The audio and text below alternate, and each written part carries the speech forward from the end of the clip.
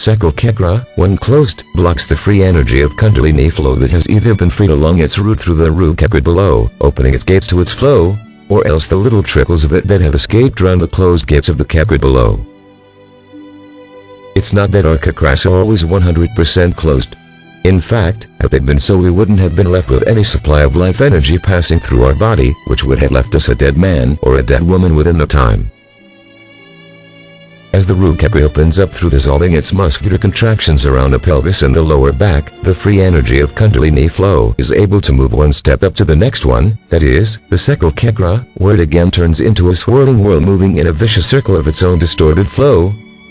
It is the hara, 2 inches below the belly button, that the Sacral Chakra centers around. What happens here is that we are not able to hold up an accumulation of energy in the lower part of our torso, since the muscles over there, 1, need getting stretched to that extent in order to summon it up to the height along the body length, and 2, need keeping stretched for the duration of time that we want to hold the energy within. Now what the process of sex does to our bodies is that it stretches their lower parts to the extent of the passion that we have for our partner in our psyche. Hence the muscular contractions around the abdomen get temporarily dissolved, allowing the free energy of Kundalini to start flowing in through the lower body up toward the head. But our muscles are not habitual of it. They cannot bear the strain of getting stretched out of their habitual contraction for long. They tend to contract again, throwing all the energy accumulated during the entire episode of sex. It's only that they either accumulate very little of this energy, explaining what impotence, ejaculatory incompetence, orgasmic dysfunction, vaginisms, frigidity and a poor sex performance owing to the lack of mature orgasm in men and women stand for, or else they throw it out a little too early, explaining what premature ejaculation stands for.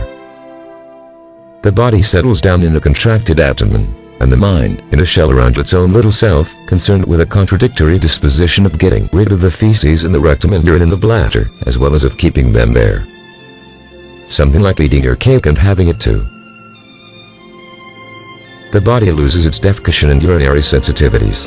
The more you habitually control the two, the less you feel the sex urge in the body, as well as the less duration you can keep it in. The mind starts thinking about getting and keeping more and more worldly materials in its possession rather than enjoying them here and now. Enjoying them here and now would have resulted in a stretched up abdomen ending up in a good, healthy sex.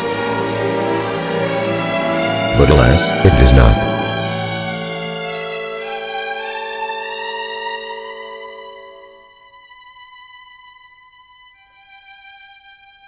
It hopes to enjoy them in the future, turns greedy, and goes happy.